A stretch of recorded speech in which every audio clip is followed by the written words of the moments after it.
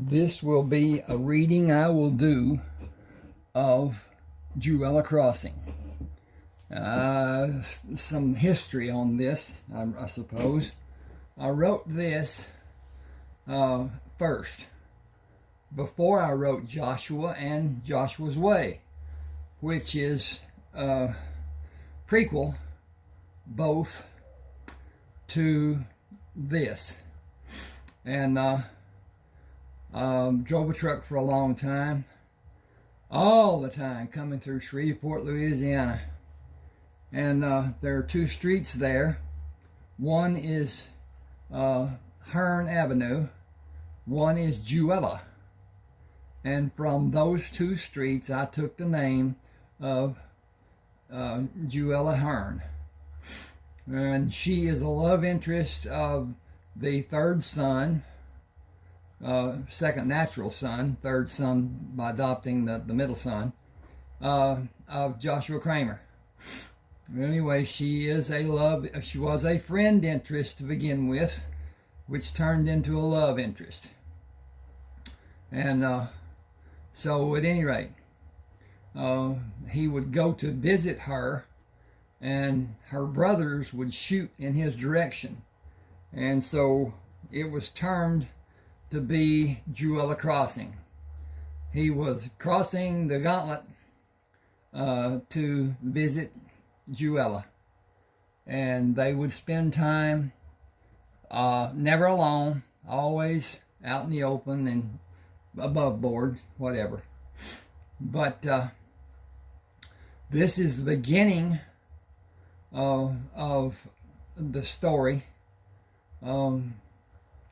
where they were progressing down to a place in what is now Texas. At the time it was Mexico. Joshua had a grant of 2 plots of land from the Spanish crown, not from the Spanish king, but from the dons of the court. And he has stood in jeopardy of being sought out to be a traitor to the crown for the longest time. So he's always looked for a place to be that he's not in jeopardy, he's not in danger. And so he left Charleston, South Carolina after his service with the Spanish, and went to Charleston, West Virginia, and was forced to leave there and went into the territory of what is now Ohio and Indiana, and purchased land from an Indian who had the rightful chance and responsibility and whatever to do that. And he did make the purchase. The Indians were leaving that part of the country, and they were going to be with their friends in Canada, so that to have the wherewithal and needed cash and whatever to make that journey, he sold land to Joshua. Then it was made into an Indian reservation, a territory, therefore Indiana. And he and his family and the family that lived near him were requested to leave by the government. The request was not amicable. It was an order. It was not a request, but it was done as a request, with circumstances being what would be initiated did they not leave in the given time. And Elsa had just given birth to Heath. She was not in good health, with a failing heart, and nevertheless made the trip into Arkansas. So anyway, this is the beginning of the ending. At any rate, White froth. Whoa. This thing just jumped me. Back up here. This is you can see the back of it, I'm certain. Along with the picture Jewella crossing. It does some of the weirdest things, but at any rate, it's cheap, so I can't say a whole lot. I had a cursor problem. I finally figured out that I could make it bigger and change the color even. Didn't know I could do that, but anyway, live and learn. I am not a technical person whatsoever. To a degree. I understand some things and some things I don't, but anyway. All right, here we go again. White froth fell from the mouth of the dusty black mule. His head hung low, swinging from side to side with each labored step. He staggered, pitched forward, and fell onto his side against the legs of the larger mule. Red dust, covering the trail in the southwest region of Arkansas Territory, rose in a puff billow and settled over the unseeing eye of the lifeless animal. The second mule welcomed the delay of the slow progress of the two wagons, came to a standing halt, dropped its head and closed its eyes. Joshua Crammer pulled on the reins to slow his team as they approached the ragged band of people who were moving north toward the small trading post called Hope. Joshua shouted to the people in the lead wagon, "Can I do anything for you?" With a look of disbelief, the man dropped the reins and stared miserably at the fallen mule. Sitting beside the man on the open wagon, a woman with trails of dust-caked tears held a dirty blanket which covered their 5-month-old son. Joshua stopped the team, set the brake, and stepped down from the wagon. Walking slowly toward the first wagon, he stopped and shouted, "You are welcome to anything we have, anything you may need." The man did not move, continuing to stare in anguish at the stricken mule. Attempting to gain the man's attention, Joshua made a broad sweep of his arm and pointed back to his wagon. "Anything you may need that we can spare, you are welcome to share." The man stared in utter shock at the dead mule, unaware of his surroundings, seeing only the latest heartache which slammed into his life. Excuse me just a second, I got to take on this stuff. See what my progress looks like. Looks to be okay. Have to do that. Can't talk to the phone, it's not on. At any rate,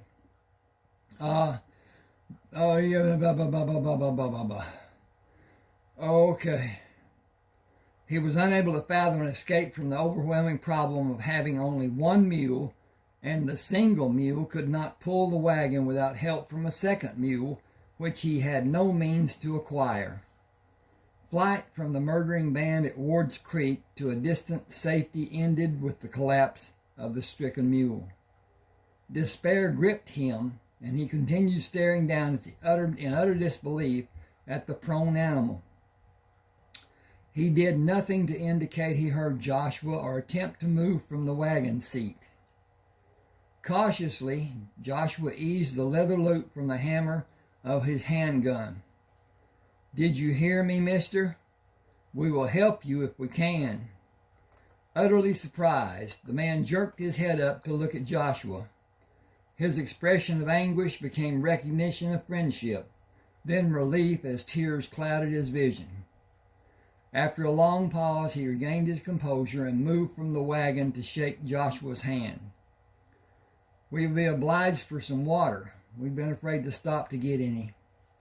John Kerr came from his wagon with a flask of water in his hand. "What you'uns be feared of, that you'd pass up drinking water and you'd kill that mule." Kindness left the man's face as he turned his attention to John. Killers, murdering thieves, men without a care for anyone's life except their own. His voice became higher pitched and even more menacing. "Men you are going to meet if you go on south of here." He looked at Joshua and lowered his voice. They would as soon shoot you down as look at you. They live to rob and kill, and Texas ain't no fit place for a sane man to be. John squared his shoulders and raised his chin in pride. That's whar we uns be headin'. Be showin' care for care and meetin' 'em on this way left to meet 'em. You uns be welcome to go or come as you pleases. So be we uns. Gonna make a home in Texas and live out the days. We won't be turned by airy show from a bunch what ain't God-fearing men. Gonna protect ourn and give them should be M. Excuse me just a second while I correct this with a back.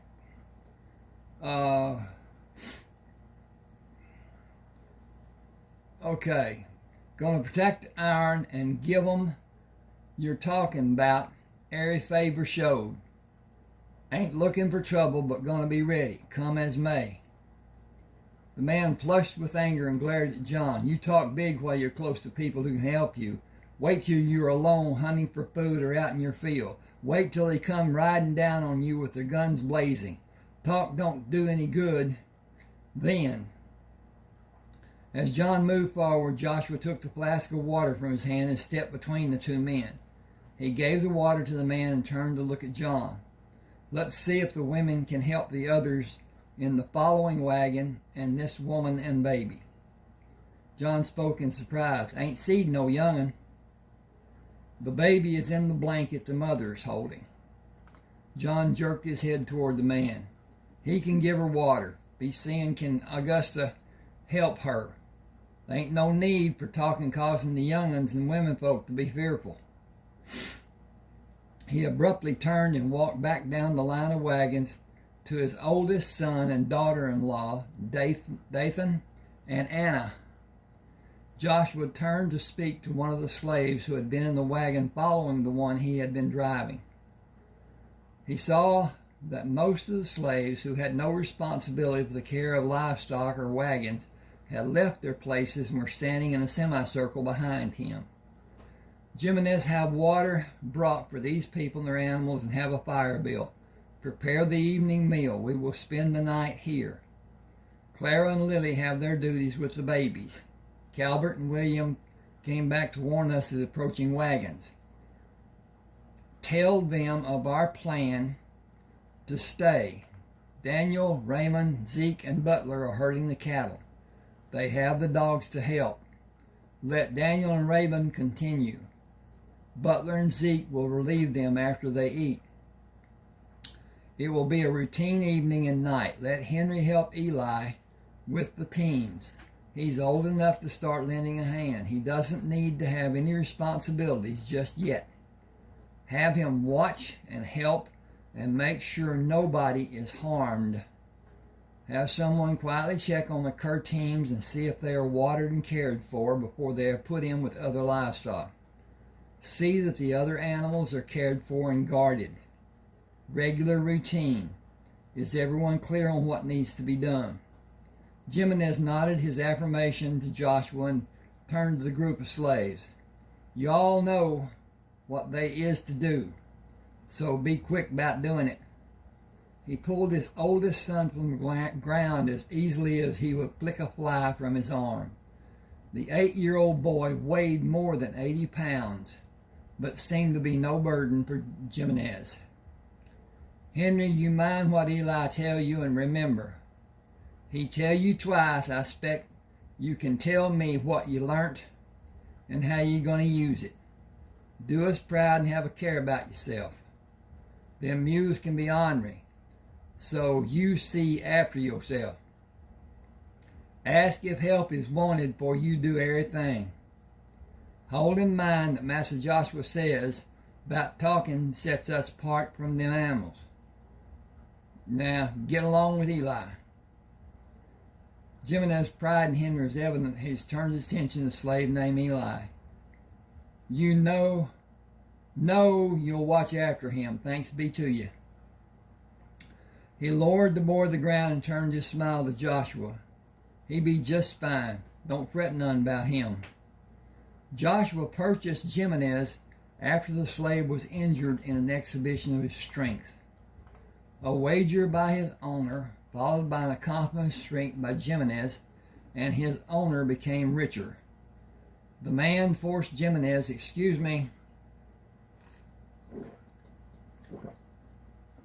to attempt feats which most people regard as impossible. He regularly did them with an ease of strength and grace that belied his lack of bulk for such difficult tasks.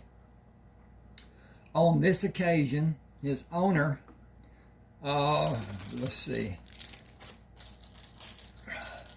On this occasion, his owner drank more than the usual amount of spirits and boasted that a group of men could hoist a boulder into the air and have Jimenez support the weight on his shoulders.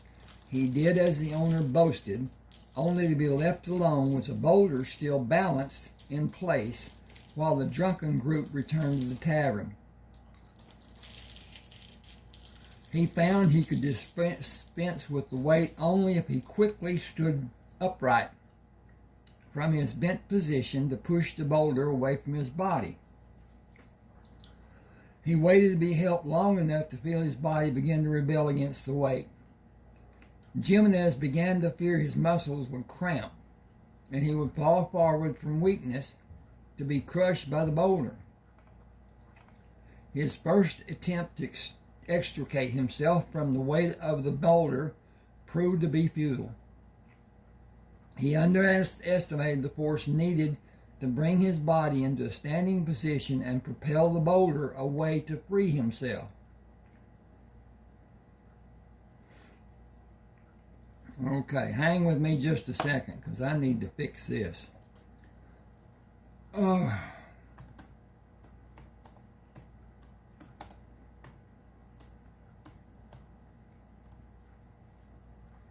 Okay, I changed that. He underestimated the force needed to bring his body into a standing position and propel the boulder away from his body to free himself. He returned to his previous position. He returned to his previously bent position with the boulder on his back, balanced by using his hands and arms. His second attempt succeeded in removing the boulder from his body, caused him to lose his balance, and fell backward, striking his head on the boulder. The back of his scalp was split open. He was unconscious and bleeding when his drunken owner came out of the tavern. In his stupor, he judged Jimenez to be completely worthless for his purpose and sold him to Joshua for the price of a drink and $10, commenting that the slave would cost more to repair than he was worth. The man needed to continue on his way, and the time needed for Jimenez to recuperate from the head wound would be a harsh burden to tolerate. His usefulness was compromised and his value was nullified. Therefore, the price of another drink and $10 was a fair barter. He commented that for an extra $5, Joshua could have the very pregnant Clara. She had already slowed his travel to a snail's pace. With the required bills of sale, quality of life improved greatly for Joshua and Jimenez and Clara. Society dictated that Joshua treat his slaves as mere property without consideration. Harsh reality came to Joshua when Tom Moore stopped him and Jimenez outside the general store in Charleston, West Virginia. Folks tell me you're letting slaves live in the house with you and your family. That true? Joshua's slave quarters were both full when he brought his family to Charleston. Elsa insisted Jimenez and Clara stay in the house until a suitable house was built for them. Joshua knew slaves were expected to be housed outside the owners' homes and did not anticipate being called out in public for breaking the unwritten rule. Several men were listening, and Joshua knew the accusation could become a problem. His laugh was so loud it caused Tom to step backward. He had expected Joshua to affirm his information, as John Hickman had earlier told him of seeing Jimenez follow Elsa into the house and the two sitting under the tree as she was teaching Jimenez to read. Anyway, it was feared that an educated slave might bring harm to the slave owners or might lead to open rebellion. Anything feared was simply not allowed, and Joshua was forced to convince the people in the town that what was told was an untruth, or he and Jimenez were both in grave danger. We have outbuildings where the slaves are housed. No decent white person would allow a slave to be in his house for anything more than to do the chores. Your place is big, but it's just a farm. What do you do with all them slaves? Work, feed, and clothe them, mostly. I make items to sell and do very well. What do you do with your slaves, John? Well, I work, feed, and clothe them, same as you. I just don't do as good as you do by only farming. But that's all I know how to do. It costs near about as much to take care of all that's needed to farm as the farm makes. One of mine had to have a doctor 2 years ago and about wiped out all I made that year. They say crime don't pay. Well, farming don't either. Everyone laughed and the crisis was averted. Joshua spoke to the slaves with kindness and treated them as individuals under his care without the harshness some owners openly flaunted. He was constantly questioned, even criticized about his kind treatment of the slaves. Jimenez held authority when instructing and overseeing the other slaves. He was 23 when Joshua bought him and had just seen another year of his life begin in the previous month of March. In 1831, slaves were not usually treated in a manner that would allow the recognition of individualism by celebrating a birth date. Joshua knew the dates of each person's birth and tried to make the occasion as enjoyable, as memorable as it could be for all the people in his care. Joshua's caring manner made Jimenez feel more as a relative to Joshua than his slave. Their relationship was one of owner and property in one sense, as society dictated it be, and mutual trust in another sense of family. Joshua often made his wishes known to Jimenez and left the procedure to Jimenez's discretion and directions. He carried the brunt of the responsibility and never faltered in accompanying any task he was given or he determined the need for. Joshua dreamed of the 2 parcels of 1,152 acres of land, of Texas land, which was granted to him by the Spanish government in Mexico. He planned to make Texas his home and raise his children there. Yet here were people who left their dreams that were shattered by renegades who were terrorizing the northeastern area of Texas.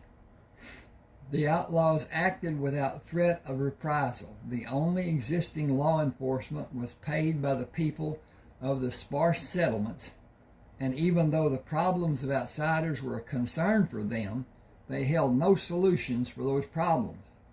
The safety of the townspeople was foremost, and the sheriff offered no help to anyone who did not live in the town. People not living in the town were known as outsiders, and the townspeople expected them to handle whatever problems emerged in whatever manner might be needed. It was rare that the people of the town interceded in what was considered to be the other party's business. For safety, the families of John Kerr and Joshua Crammer joined and left Virginia to settle in the territory of Indiana. 3 years after they moved, the territory was divided into the separate territories of Ohio and Indiana. The land Joshua and the Kerrs were on was in the newly formed territory of Indiana. The federal government acted on a civil petition for the territory to receive statehood. All land in the south portion of the territory was set aside as Indian land. People of any race other than the Indians were told to move with whatever they could carry. There was no compensation for the loss of land or property. They were given a mandate to leave or be arrested. Elsa delivered Heath only weeks before the order to leave was given.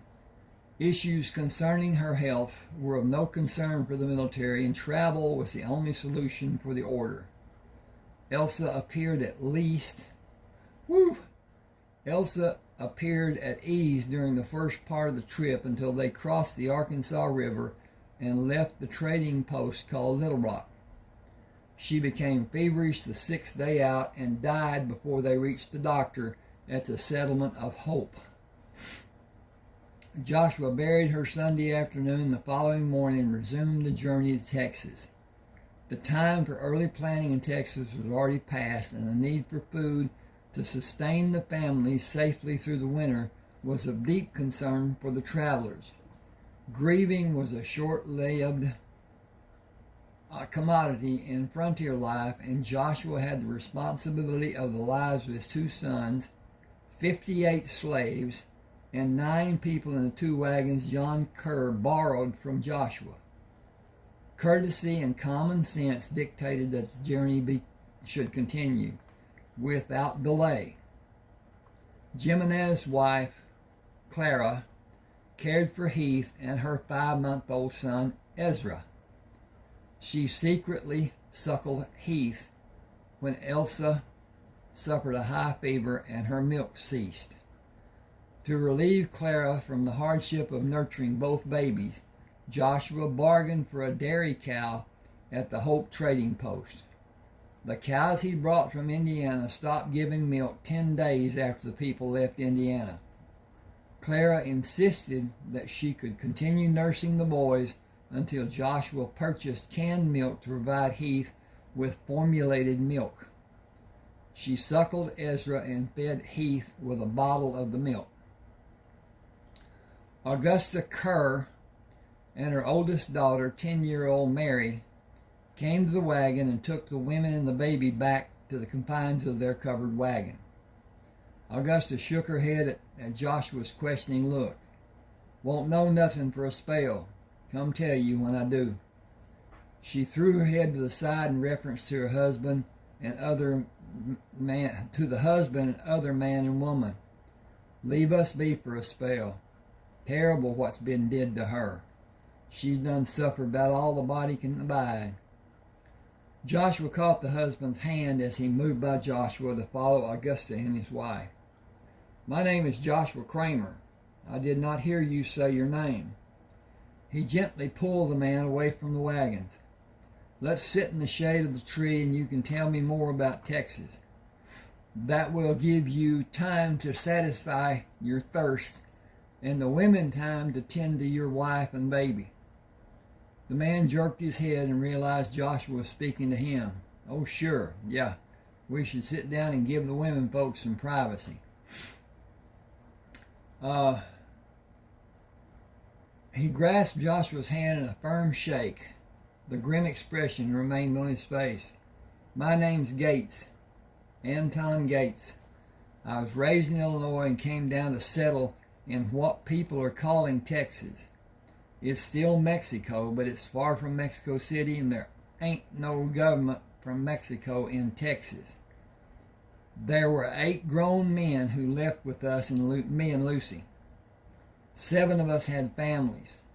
We joined up in St. Louis and came to Texas almost 4 years ago.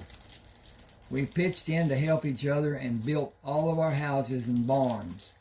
We built our homes along a spring-fed creek and named our town Ward's Creek after a family named Ward, name of Ward.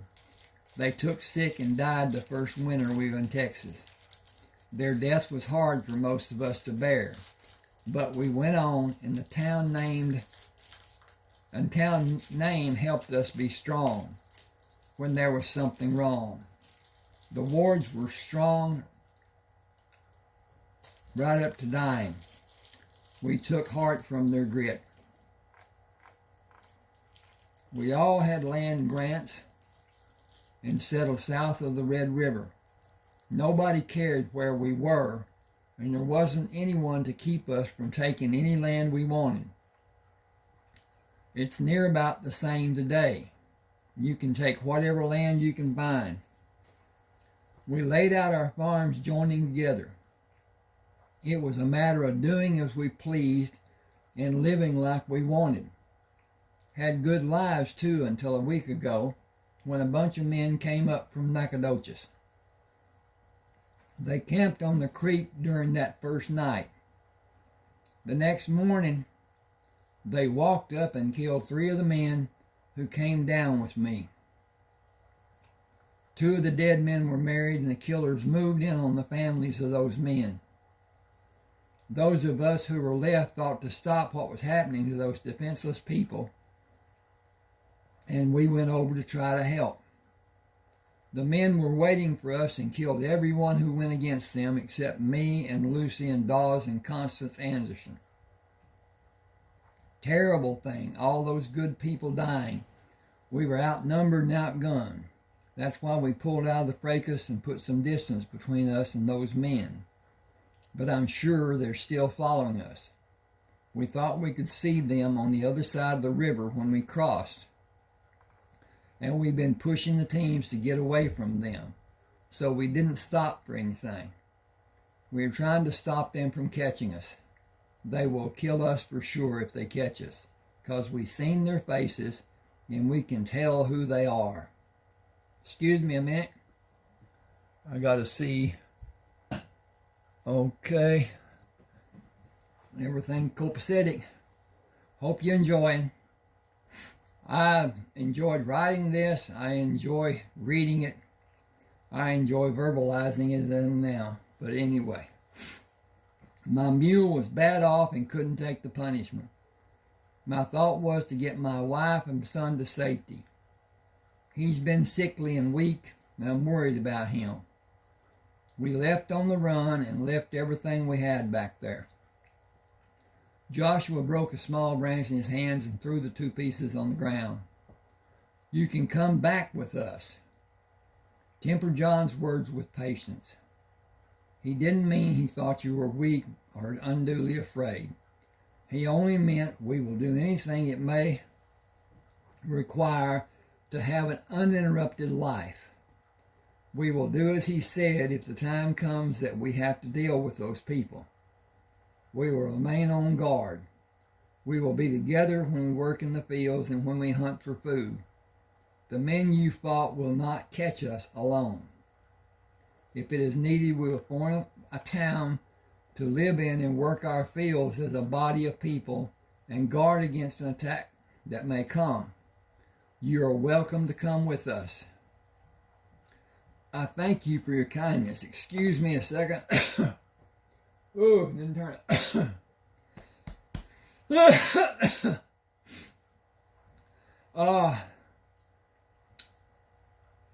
I thank you for your kindness, but I'm going back to civilization. If you can see your way clear to sell me a draft animal or 2, we will be going north as soon as we can leave here. There isn't anything in Texas. Hang on a second.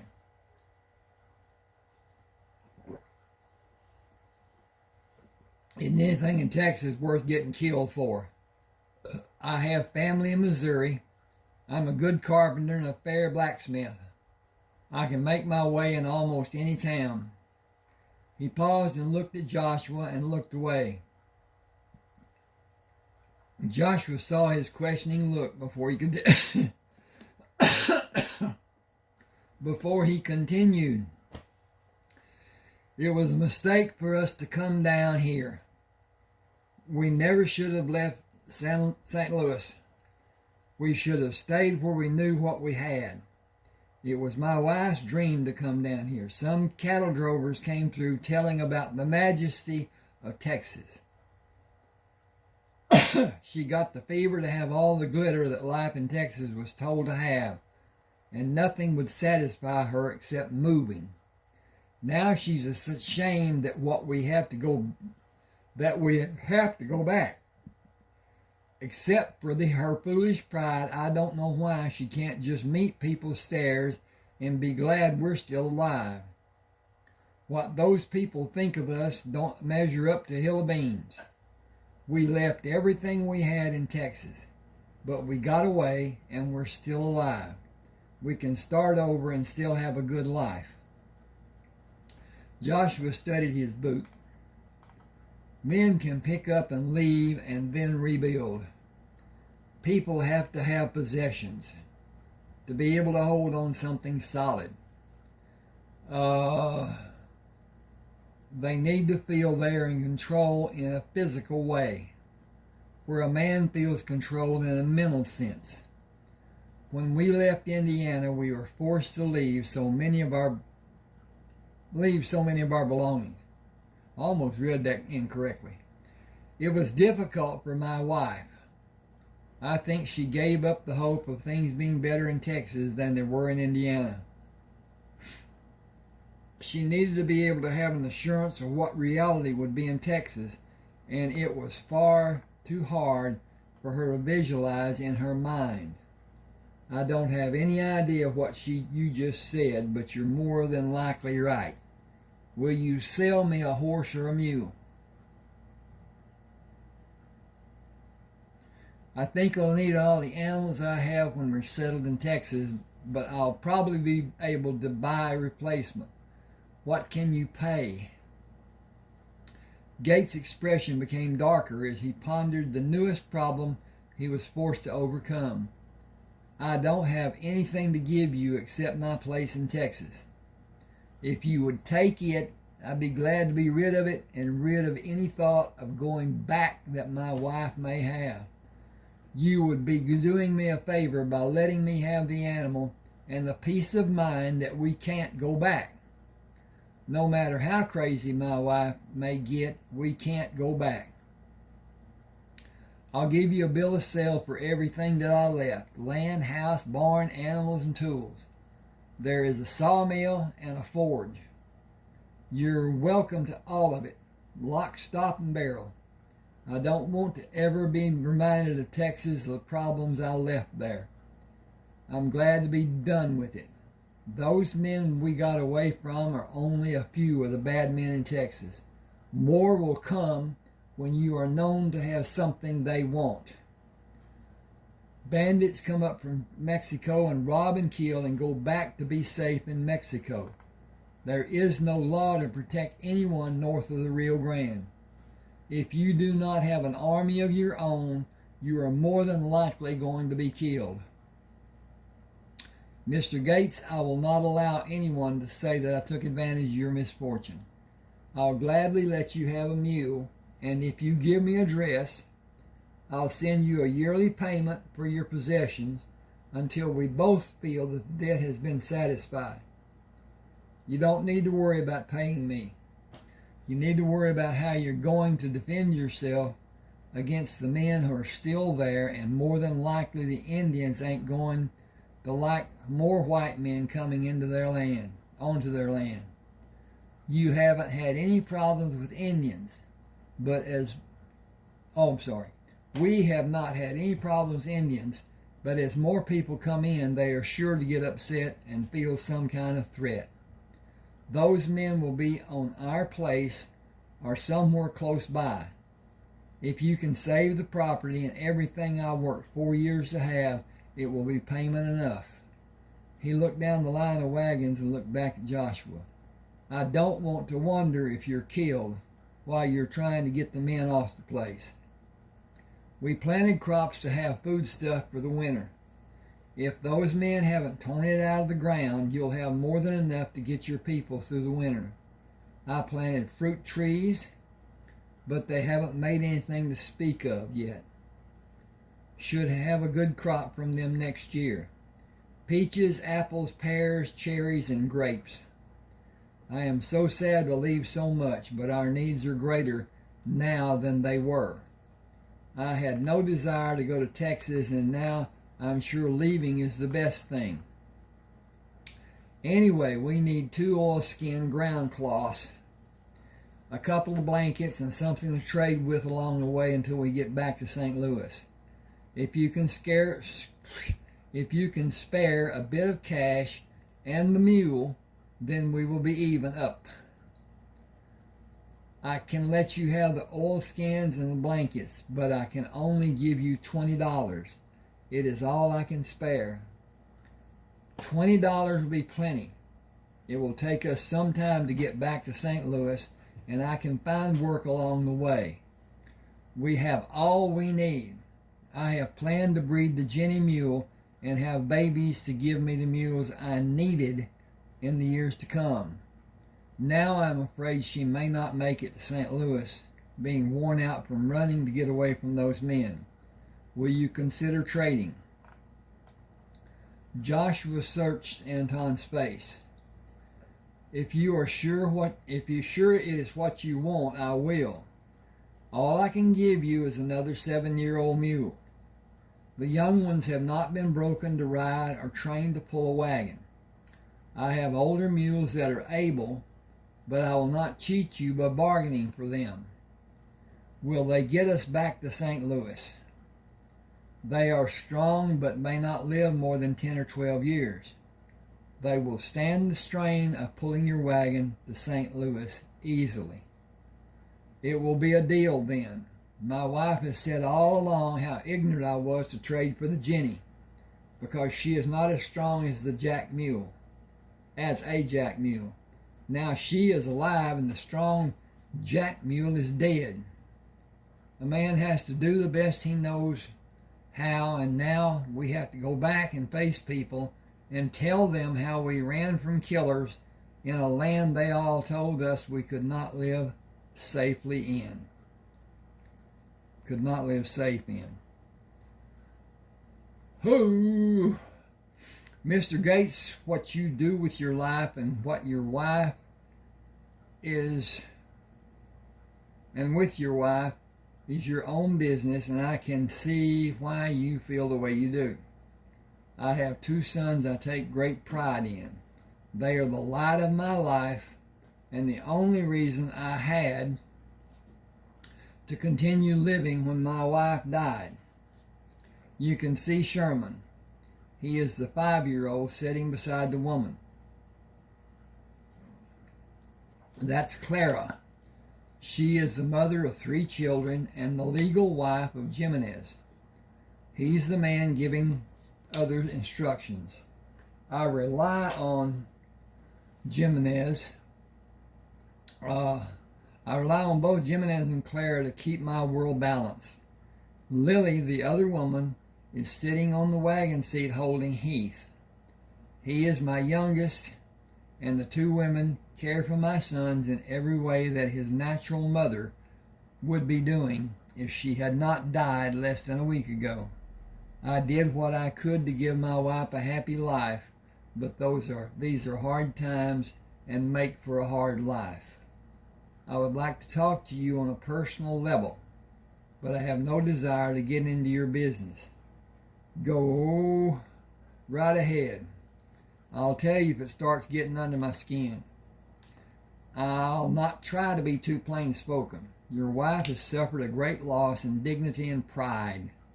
She sees things differently than you and I do. It would be good to find a way to give back those things she lost, or her life is going to be truly unhappy. She will make it soulfully unhappy just from her sorrow spilling over into your lives. You will be forced to suffer with her. Excuse me.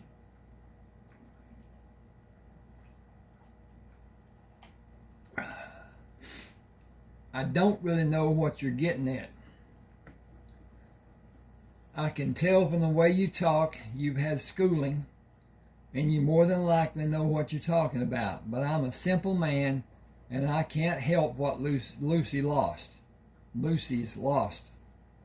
I can't go back to Texas, and I can't help her.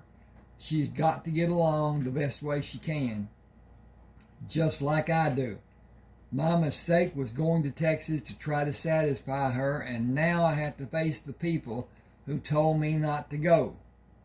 She has to too. Perhaps you can help her keep her pride by telling the people who she holds in high esteem what a good life she made for you in Texas, but that the situation became more than you yourself could handle. She might not feel so responsible for the failure. It might lessen the pain she is feeling. She might be given a reason to live that she had not imagined before.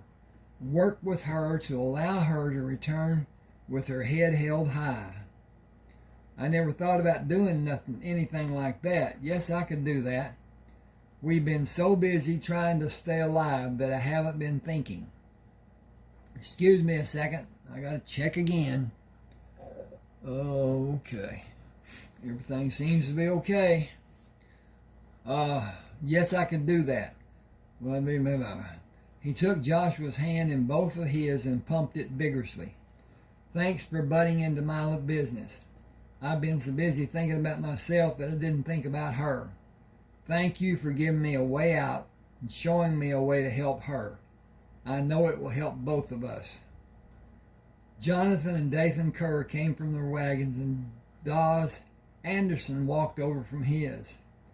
Dathan asked, "Whoa, that should be..." Excuse me a second. Da. Okay. All I'm going to have to do is pull it up here. Go back there. Delete from here. Okay. Now. Yeah, won't let me. Okay. Alright, I need to do this different.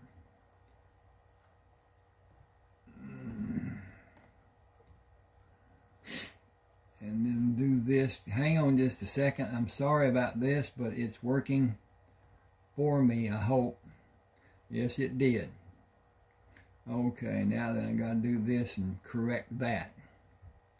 Do that. Push that back. Okay, we're standing blah, blah, blah. There, I'm going to hit this button up here. Hit this button there. Hit this button there. Hit this button there. And get back to being busy. I want to ask a favor.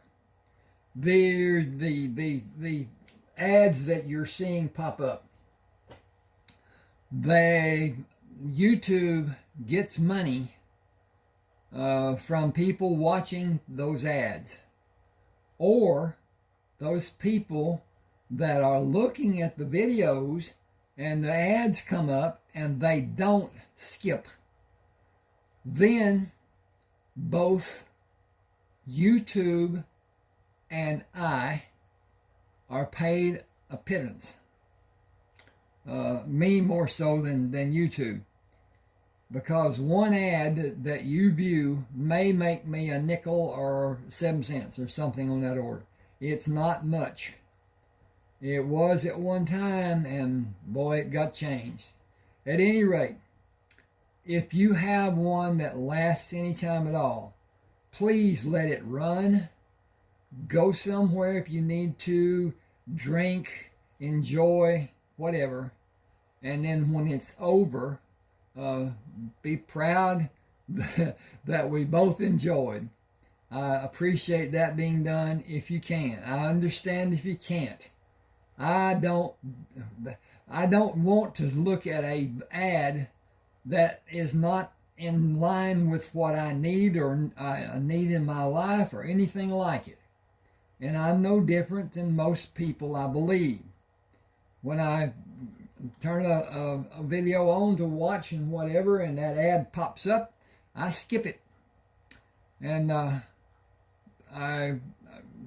it's not a good thing to do in some cases, I suppose, but it's what I don't want an ad that doesn't have any help for me. If it's informative, that's different. But to be how to build a bowling alley is not my type. How to turn a shelter into a stalled area to keep farm animals that took, I don't know what it was, 20 minutes? It lasted a long, long time. It lasted long enough that I went to the refrigerator, poured a glass of tea, and went back and watched another 5 or whatever minutes. And it's just, I was expecting it to end, and it didn't for the longest time. At any rate, thanks for that consideration. Okay, Dathan asked, we staying here tonight? I thought it would be prudent to spend the night here and attempt to find out what we are likely to run into in the next few days. Anton thinks a band of murdering men has been following them. They were last seen on the other side of the river. We need to be prepared for them, and if they are waiting for us, we need to make plans for effective countermeasures. I see no need for haste if there's a possible danger. Dathan waved his hand in the air. We ain't wanting to borry no trouble by moving too fast.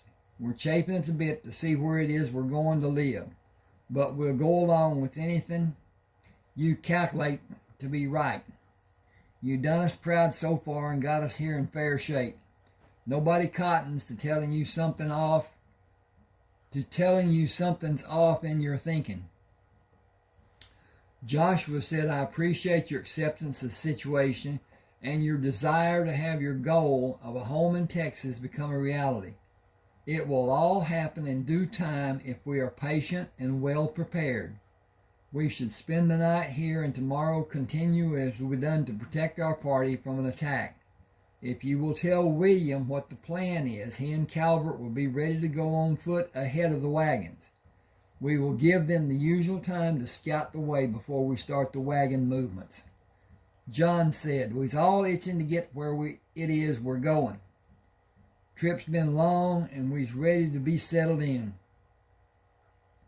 Joshua remained seated and resisted a confrontation with the curs, as he was accustomed to doing to maintain harmony. We shouldn't become careless because of impatience. There may be dangers which we are not able to see from a distance, and the practice of scouting, as we have done, is as necessary now as it ever has been. It might be the exuberance of youth should be brought to mind for all of us. We should caution our people against carelessness. We are near the end of our journey, and we need to be aware of what is likely to happen. We may encounter a totally different circumstance than we have in the past. We have looked for trouble to come by way of Indians and thieves. The men that killed the settlers in Texas are unscrupulous vermin, and would think nothing of killing all of us, simply to take our possessions, just to have the livestock or arsenal of guns, or our food. We have gone about our business in a manner that causes reason to prevail in a bad situation.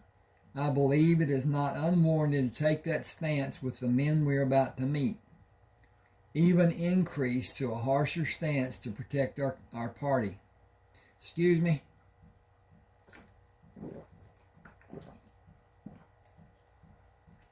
Dathan's eyes grew more cold and savage than his usual expression. Thinking shooting first and asking later be best. I think it would be prudent to locate where the men are and consider each of them to be our enemy. As far as our shooting first, I think it would be a matter of our survival. If they are discovered waiting and hiding, they would be assumed to be mortal enemies and treated in the manner that would be the most productive of our people. Protective. Did you hear the horn honk? I did.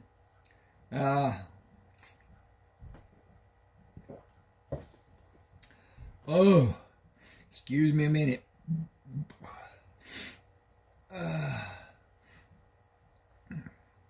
As far as I'm able to determine, there are no mature male settlers left alive at Ward's Creek, and any grown man we meet should be considered one of the murdering band of men. John Kerr was his usual sullen self. What we be going there for? We can find Summers safe, than where these people come from. Why are you borrowing more trouble? Joshua answered without meeting Joshua's hostile gaze. Those men will probably wait until we have established our homes and move against us on a later date. I think it is wise to rout them now and eliminate a surprise attack by them later. We will be sending a message to the others that we are ready for a fight and not easily caught off guard. On the other hand, there is a consideration of land that I have purchased from Mr. Gates and the houses and outbuildings that were built on several tracts of ground whose owners have been killed. The buildings can be used until we erect others if we desire to build others, or we can use them as they stand. I believe it would be prudent to examine that area and have the advantage of neighbors already established and knowledgeable of the terrain and the climate changes of the area. John spit tobacco and wiped the back of his hand across his mouth. Time to time you talk so odd I ain't rightly sure what you said. What land you gone and got from Gates? And what neighbors you talking about? We was gonna be a help for you'uns and you'uns for us. Weren't nothing said about nobody else. Joshua stood and turned to face both John and Dathan. The manner of John's speech rankled him. Mr. Gates needed an animal to replace his mule, and I swapped him a mule for his place in Texas. The neighbors I mentioned are two families whose husbands and fathers were murdered. I think it best to find the murderers and secure that portion of Texas for the safety of everyone concerned. Mr. Gates told me there's a partially worked farm that has a house. The owner died. There's another farm that is unoccupied and completely workable. Its owner was killed. He was not married and nobody has a claim to that land. The farms are there to be claimed by homestead law. We are about 3 days from the settlement.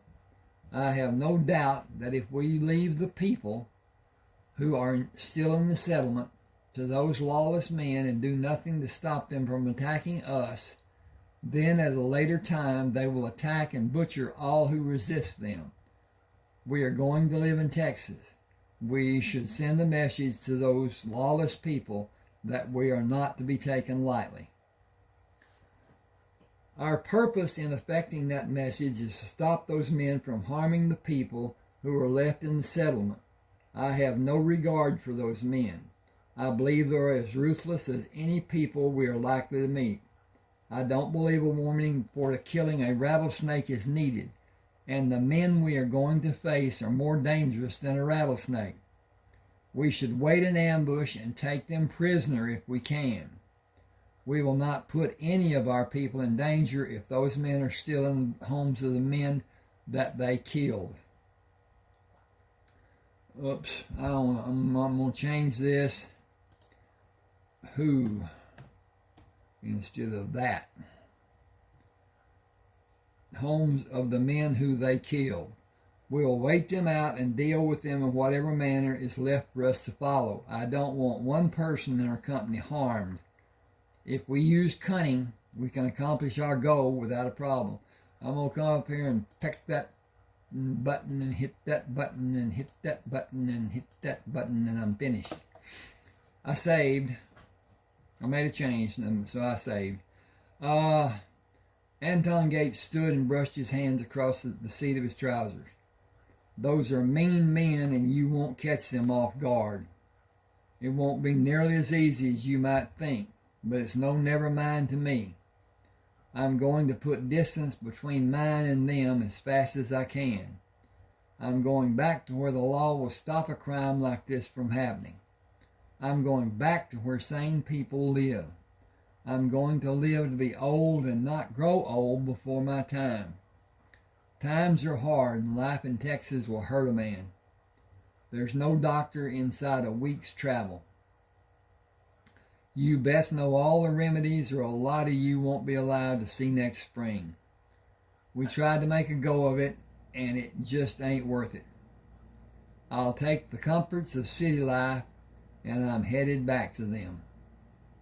Mr. Crammer, if luck is with you, you might find the kind of life you want in Texas.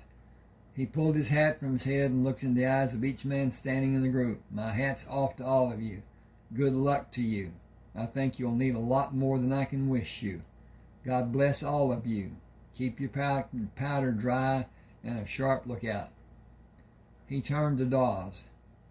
I traded Mr. Crammer for some blankets. We can bed down by the fire and set out at first light.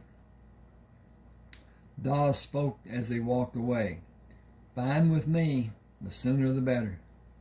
Joshua looked after them as he walked toward the fire. They are completely beaten down. They are bone-weary tired before the killings took place, and now the fight has gone out of them. Let them have the good feeling of leaving a bad situation far behind them. He turned toward John and Dathan. Give them a quiet night's sleep and allow them to leave in the morning with their heads up, as men should.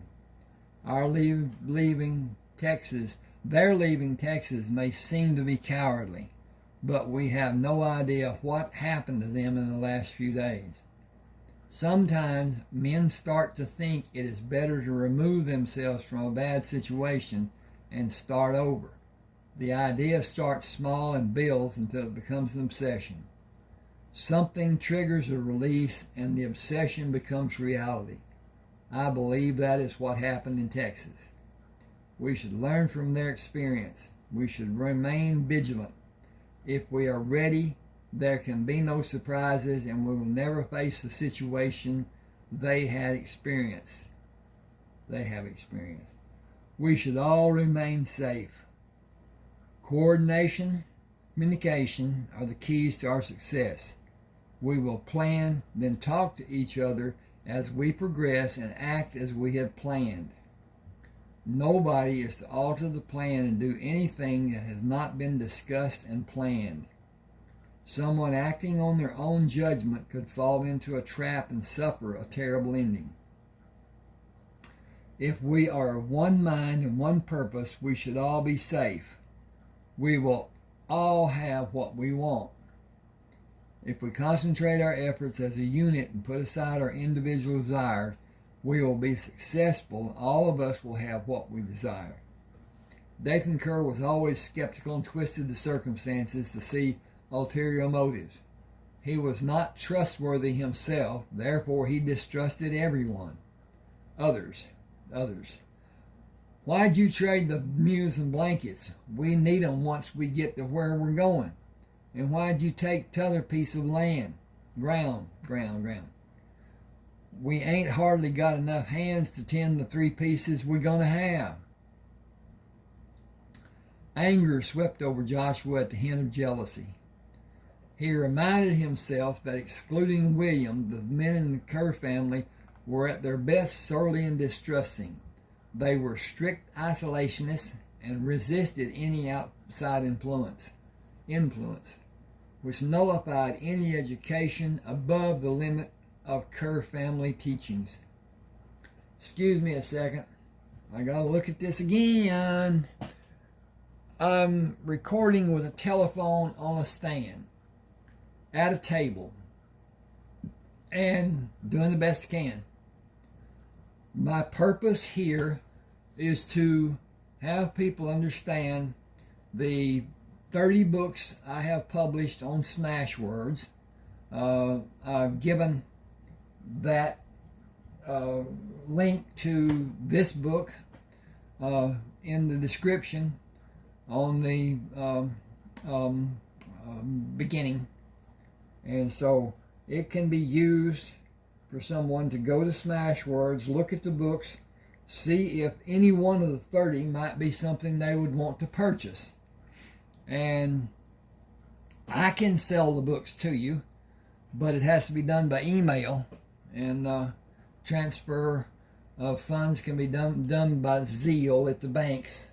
I think most banks have Zelle or an app like it.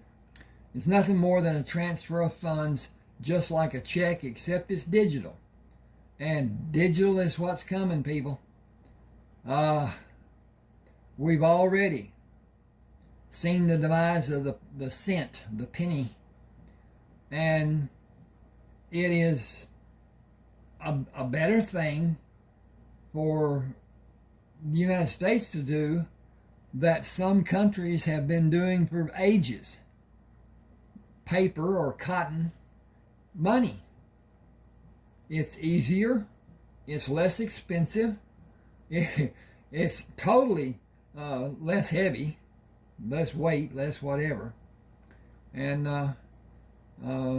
I lived for some time in the Philippines, and basically everything was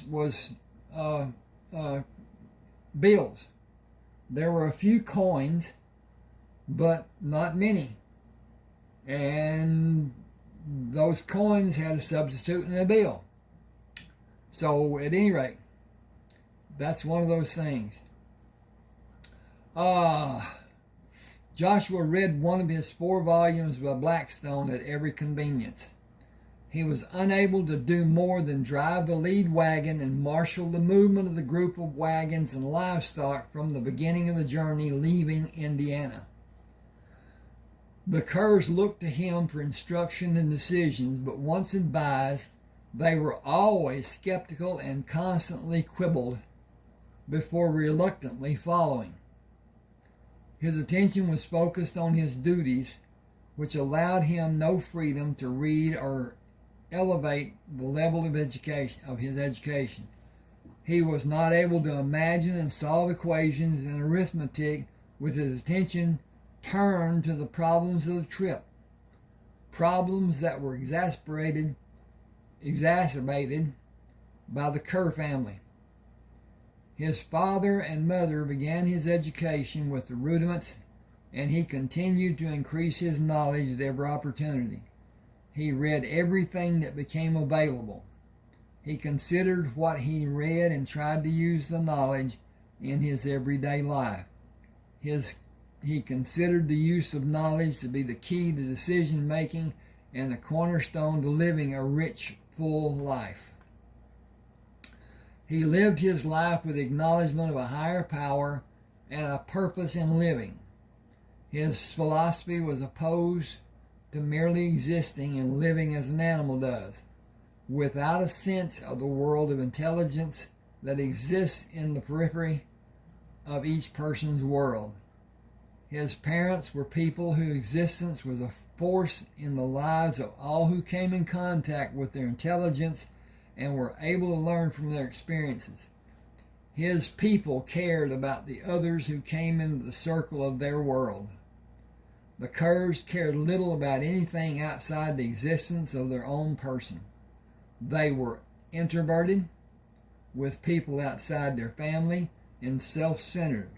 They gave little thought or caring about other people except where it might benefit a Kerr. They tolerated Joshua because he was needed as a guide to Texas, and he kept them from self-destruction. Their tolerance was self-serving and with little regard for anything or anyone else.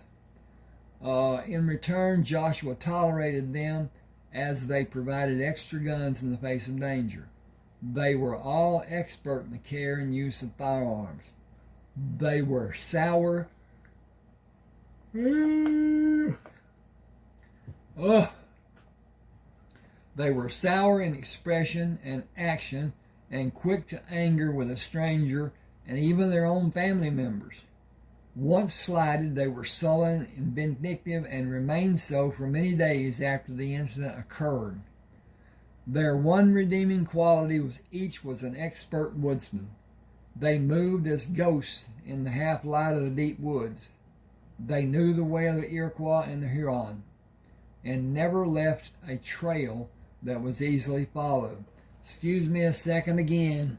Oh, I need to fluff my cushions a little bit, but at any rate, hope you're enjoying, and as I am, this cushion is helping, I believe. Otherwise, I think this chair has grown teeth. Joshua followed each of them through the hunts in the woods in both Virginia and Indiana. He initiated their stealth of movement and gained their expertise in the art of reading signs. It was Joshua's acquired ability to move through the woods in a fast and quiet manner that caused the two men to be sent ahead of the wagons as scouts. They looked for obstructions on the trail and watched for possible attack. Each evening before nightfall, they located a suitable place the party could camp through the night. They left to scout ahead before sunrise each morning.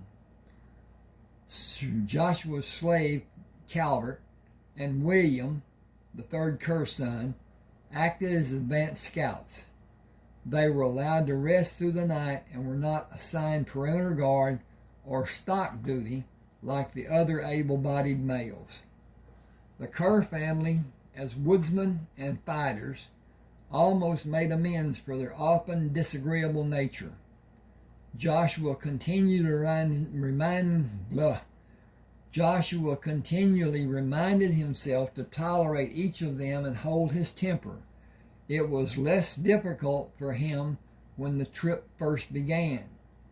It became more difficult at Elsa's death. Each day was more difficult for him as he traveled farther from her grave. She had been his inspiration, with her loving smile and her needed advice. She often helped him sift through the quagmire of a problem and pointed out different solutions. She assured him with a look or with the touch of her loving hand. He felt alone without her, and he no longer had anyone to turn to for encouragement or advice. He missed her help as much as he missed her warmth. He longed to see her face, to touch her hand, to hear her voice. He missed her as only a person who is unprepared for the death of a loving wife could miss her. Her death was sudden, and he did not have the opportunity to tell her goodbye, as he thought to be proper. He was miserable in his longing for her, yet he must go on, for the sake of their children. Still he missed her and felt as though a piece of his person was lost. How terribly he missed her. Joshua spent a large part of his adult life as a lost soul after he served and fought for Spain aboard many ships and in many battles, and the death of his first wife and their daughter. At 43, Joshua was 21 years senior to Elsa. Joshua dreaded the day he would be forced to write about her death. The only thing uplifting about the letters Charleston was the news of Heath's birth. He was glad the trip was taking all his efforts and attention. He started writing many letters in his mind and discarded each idea for all of them.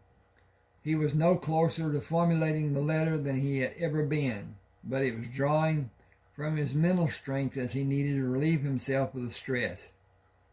He would fulfill the promise he made Elsa and accomplish the task at his earliest convenience once they were settled in Texas.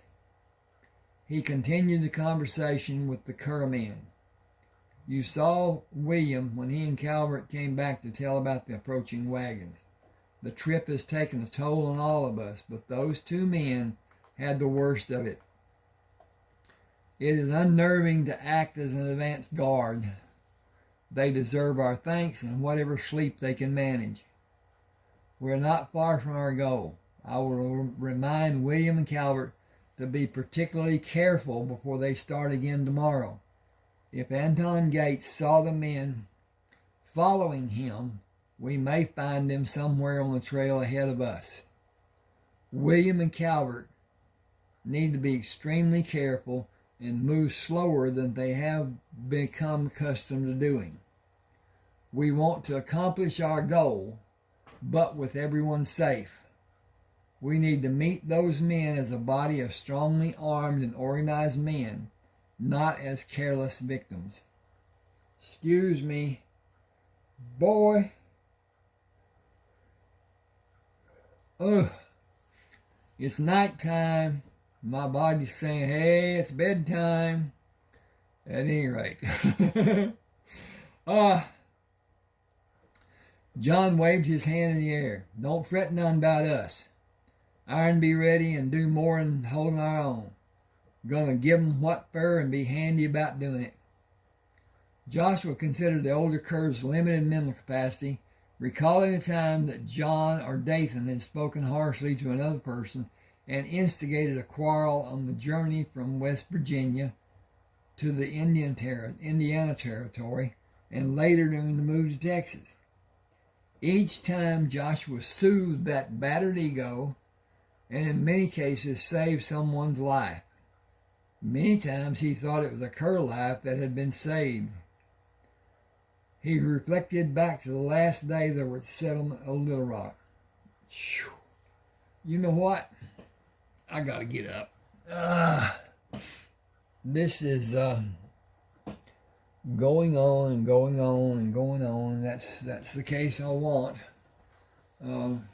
People have talked about the short videos, and some are very short, some are short, some are not so considerably short.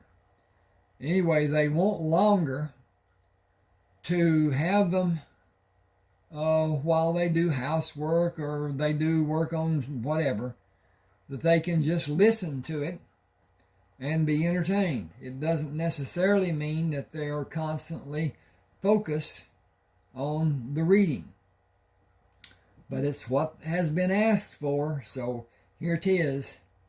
And I have some that are 15 minutes, 30 minutes, 45 minutes, hour apart, 2 hours, 2.5 hours, and whatever. The 2 hour, 2.5 hours is what they're asking for. They can do what they have to do. They can even stop the video and do something different than they're doing or whatever and start again. They can leave when an ad comes on, which is a great help for me because it gives me a little money. Not much at all. I may get as much as a quarter from the whole time that the longer videos are viewed or on or whatever. They don't necessarily need to be viewed to play. And it is a help. It builds up. It doesn't bill fast. It's not like $10 an hour or whatever. It's much less. At any rate,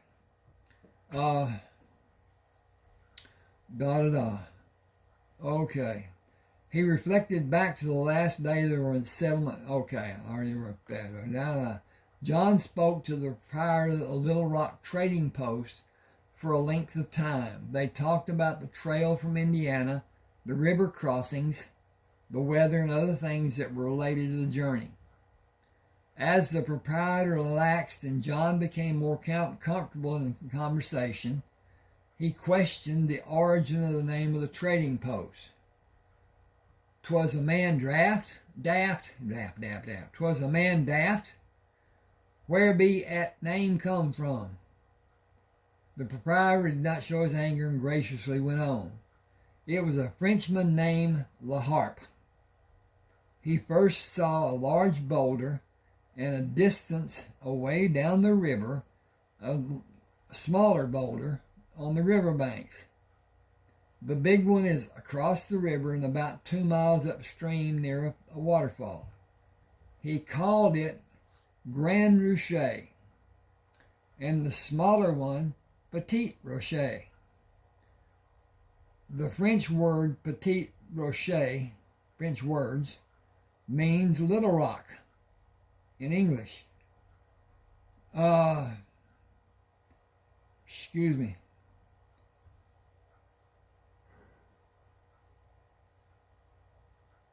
Ooh. Oh. Okay. The waterfall was always noisy, so he built his home here and built a separate building to trade with the Quapaw Indians before his death. Rumor has it that he would not give them liquor, and over time they became angry. They even tried to burn the building. John banged his closed fist on the countertop. We live in this here country and talk English. Seems to me folks ought to be respectful and not talk all that gibberish. A man spoke from across the open room. A man is proud of his homeland. He has the right to speak in his native tongue. Is that not why we came to this country? To be able to speak as free men? Is not freedom why we all came here? John did not turn to address the man. Excuse me a second.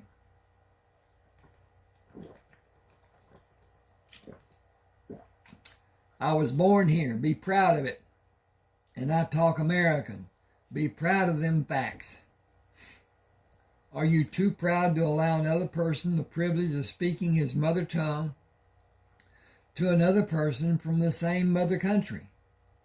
Man ought to be proud of the country that's ours and talk so winds can understand what's being said. And to what country are you referring? You are no longer in the United States. My own mother country sold this land to President Jefferson, yet there is no name which you can call this land we are in. We speak of it unofficially as Arkansas, and even though it is a possession of the United States, the government does little to give it sovereignty, nor does the government mark the boundaries. A purchase was made, but no boundaries have been established. It is officially called Arkansas Territory. I'm going west. Arkansas Territory, but where does it start and where does it end? Don't matter none at all. We still talk American. That other gibberish be grating on my ears. I apologize for your discomfort and yield to your age. I found English difficult to master. The form is so different from the Romantic languages.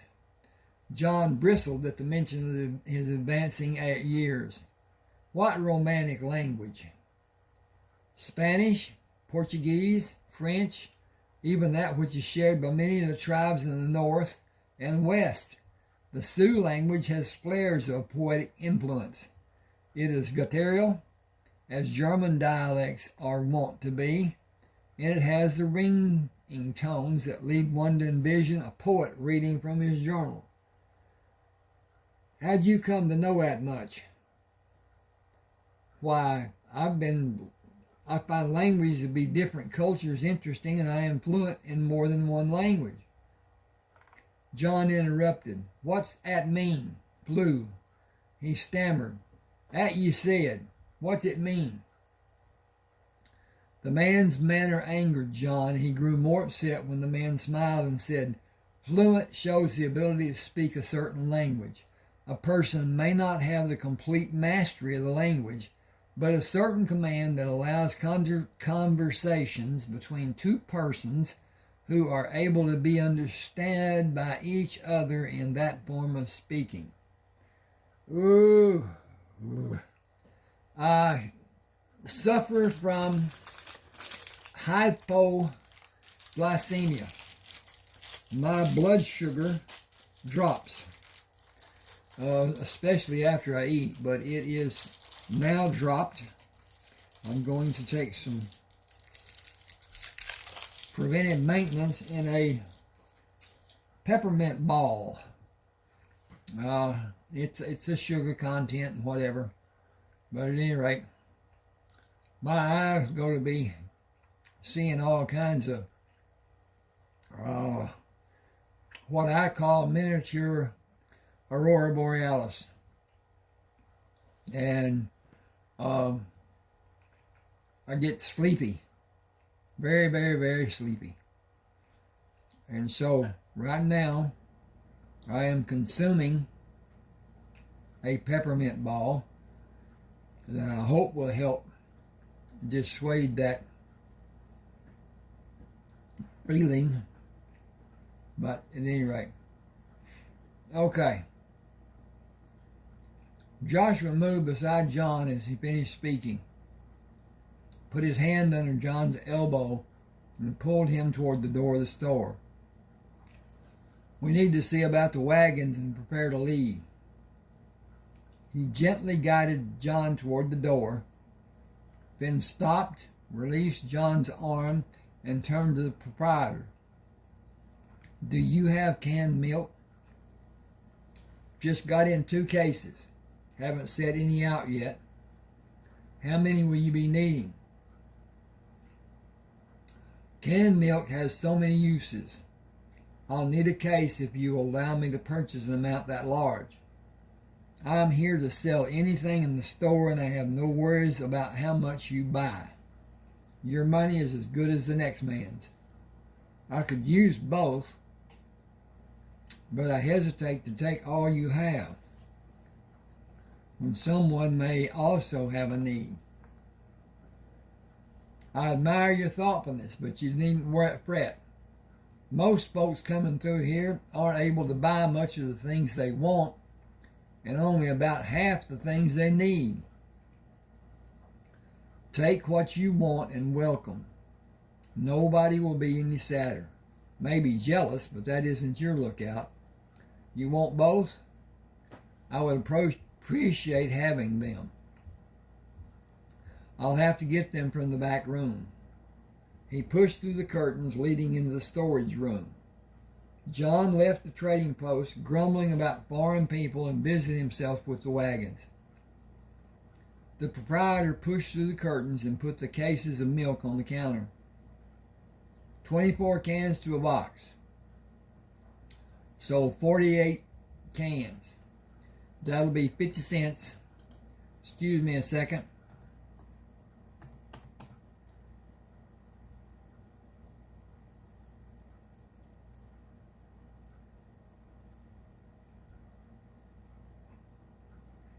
That will be 50 cents. I know it's a steep price, but canned milk will keep a long time. It's hard to get way out here. Freight charges are getting to be outlandish. Joshua took coins from his pocket, searched through them, and paid for the milk. Got some canned peaches in yesterday, too. They're always a treat for the young folks. Of course, they're high priced, too. He looked around the store and turned back to Joshua. Are you kin to the man who just went outside? No, we are only traveling together. He put his hands on the counter and leaned toward Joshua. I try to stay out of body's business, but I have to thank you for coming in when you did. If the talk had gone on and got worse, there might have been a killing. Your friend was on a prod, and a less civilized man would have shot him. I've seen it happen a lot of times. I'm going to jerk this gob. Yeah. Maybe that's the long one that's been bothering me. At any rate, I cut my own hair, and I formed a habit after the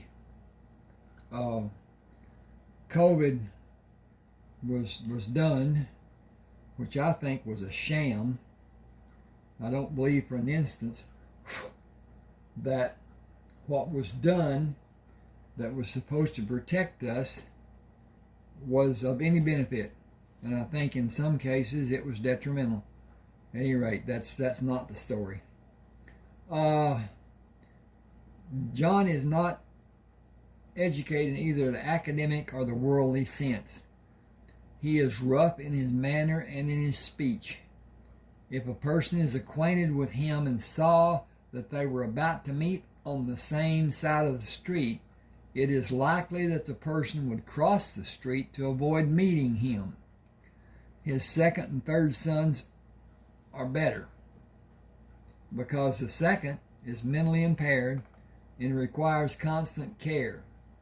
His third son is less argumentative and abrasive. He is more adept as a woodsman than anyone I have ever seen. I am able to use stealth in the woods. William is a master. He is even quieter in his movements than any Indian I've encountered. More than that, he gives a thought to what he does. He is caring and considerate. Those are characteristics which were lost on the others of the Kerr family. John's eldest and youngest sons are worse than John. His grandsons, though young, are even more so. There have been incidents in the past that caused me to wonder how they might ever have reached maturity, or how the children will. With that thought spoken, I must say that they are excellent woodsmen. I believe their gruff manner is made up for by that trait. I take no responsibility for either of them. I hope it is welcomed that we are leaving this afternoon. There have been times when some of the local people wanted to hold one or another of the clan to stand trial. It was later learned that the offense was committed by someone other than the Kerr family. There has never been anything of a truly serious nature, just some ruffled feathers stemming from a damaged echo. John has his rough side, but he is not an uncaring person. I apologize for him and hope you can justify his manners as those of an unhappy soul. He has his hands full in attempting to keep his family going in the same direction and out of trouble. A man his age should be living a full life and have his children helping him. Instead, John is tormented by a member of the family. Tormented by his family. If one of them is not able to initiate a problem with someone else, he is prone to agitate a member of the family into a squabble. It is a sad fact, but a fact no less. Excuse me a second.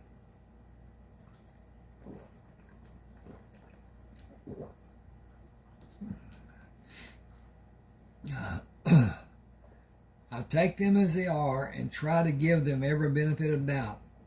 It is difficult to muster that much doubt at times. I see the turmoil in their lives each day and avoid every incident that I am able to avoid. I feel certain that someday something will happen and there will not be someone to smooth things over between the hostile members. It will become uncontrolled and there will be bloodshed. It is a situation that I live with because when trouble comes, the Kerr family will be more than ready to fight. Okay, we will be somewhat isolated from the Kerr family's troubles when we settle in Texas. We will see them some days because they will be our neighbors, but we will be able to leave them with whatever their problem may be and escape to the safety and solitude of our own farm. We will be leaving now. I apologize for whatever may have occurred here before I came in. He turned to the Frenchman who had been speaking to John, nodded his head in recognition, and left the store. It was John's good fortune that the man showed a restraint which prevented a problem. A lesser man might have escalated the encounter and demanded a payment of satisfaction from John for the personal attack. It was no small matter when a man questioned the integrity of another man. The price paid for a slight of even a small degree was often the challenge that would end a man's life. Joshua thought of the sequence of events that led to their coming to this place and wondered at the scope of intolerance that was abundant in the Kerr clan. He placed the cases of milk in the rear of his wagon and moved down the line of wagons to the first of the Kerr wagons. Are we ready to leave? Dathan dropped the trace chain he had been holding and turned to face Joshua. When Ewins be, wins be. It was a relief to leave the trading post without arbitrating another problem one of the Kerr family had instigated. Joshua was thankful that there would be no other incident involving others before they were settled in Texas. The trip after Elsa died was a matter of effort for Joshua, and meeting the party from Texas was also disheartening. No known establishment existed in their continued journey. Okay, this is chapter 29. Now, these three books start with chapter 1 in Joshua and can continue on, I think, 11 chapters to chapter 12 in Joshua's Way. Joshua is about his life and service to the Spanish crown after he was abducted by pirates, and he gained control of the ship in a battle between British and Spanish ships. I don't think they were English. No. But anyway, Spanish Armada was decimated, and they had no ships to the degree that needed to be used in the Mediterranean to slow down or stop the supplies coming and going to Napoleon Bonaparte. And he set his brother to be king of Spain, and even had to go back to Spain at one time to reestablish his brother's being on the throne. The Spanish Dons still ran the country.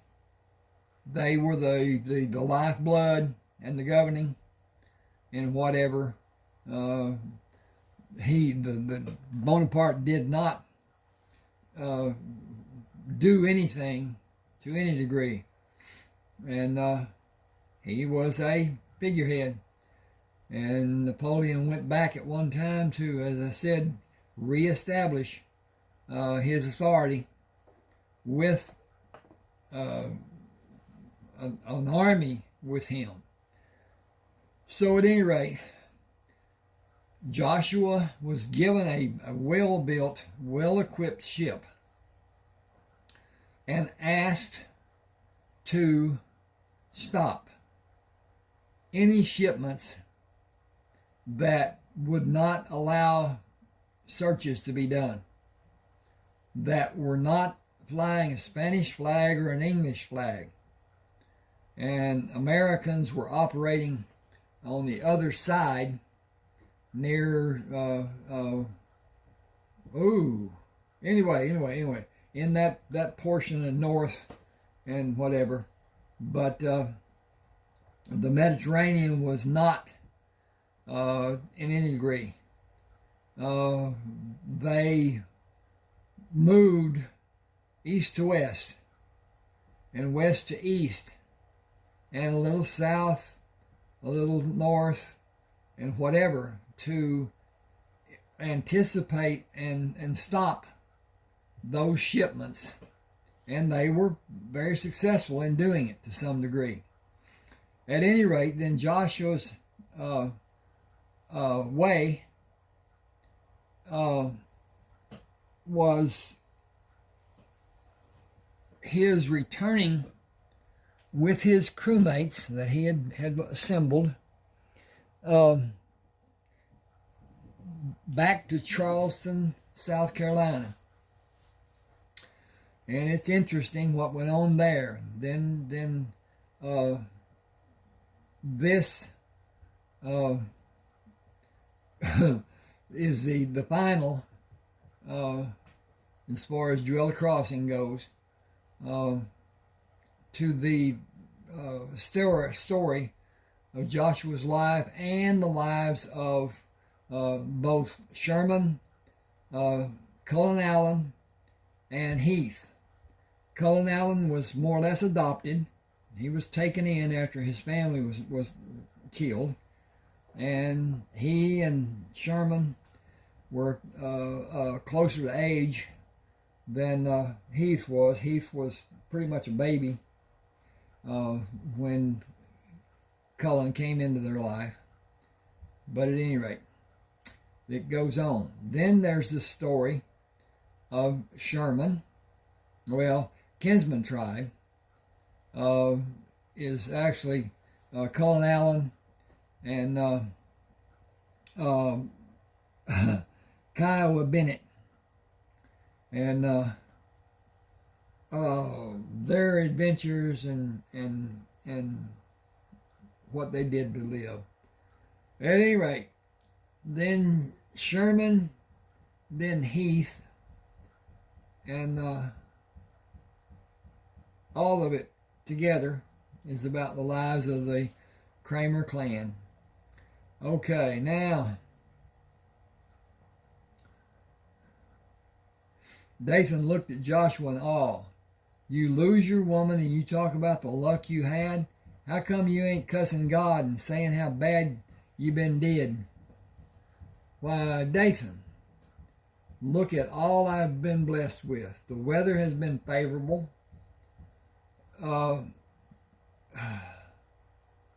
We have plenty of water. The water barrels required only 11 repairs. Our journey has gone smoothly and quickly. I have lost but one mule when its leg was broken and had to be destroyed. Its death was not a terrible loss, as we had several meals of fresh and jerked meat. There has been low water at the river crossings, which is a rarity at this time of year. None of the coops under the wagons has been harmed by obstructions in the road. We still have 9 spare wagon tongues. The maintenance of the wagons has left us with no losses. We kept the hubs greased and have not had a single team run away, which could have been a loss of team, wagon, contents, and animals in and under the wagon. Possibly the loss of one or more of my people. The maintenance wagon has mostly been extra weight, as we have scarcely needed the spare parts from it. We had plenty of game and gathered food along the way. We still have young steers to butcher. The egg production has been more than sufficient for meals and for meal preparation. The grain wagons will have enough grain to last into next winter if the supplemental sources are as plentiful where we are going as they have been during our journey. There has not been a shortage of night grazing. We have had no problems with Indians. My breeding program has been a complete success. Other than a few minor ailments and Elsa's death, we have been extremely fortunate. Some scrapes and bruises, but no major injuries. Your family and 48 of my people, all the animals, a journey of such magnitude, and not one person with a broken bone. I am deeply grateful to that higher being for our blessings. He raised his face to the sky and fought back tears. I have 2 beautiful, healthy sons. For them, I am always giving thanks. I will always give thanks. It was providence that Elsa died. It was in the plan from the beginning. She and I knew that. We agreed to have the turn of events happen before we left the world we occupied and came to this world. We have no memory of our covenants, but we both believed it was as we had agreed. We will be together again and things will, I'm looking at another part. We will be together again and do the things we planned. My faith sustains me. My strength is from a higher power than myself, and I bow to that power. Each person must live the time allotted to them and either bend to the power or fight against it. I have found that resisting may cause heartache and bending gives comfort to my soul and order to my life. I am living not only for today, but also for the life that will be after this life is over and I return to the place we all existed in before we came to this world. Excuse me a second. I got to check again. it sometimes will heat up and be a problem. But at any rate,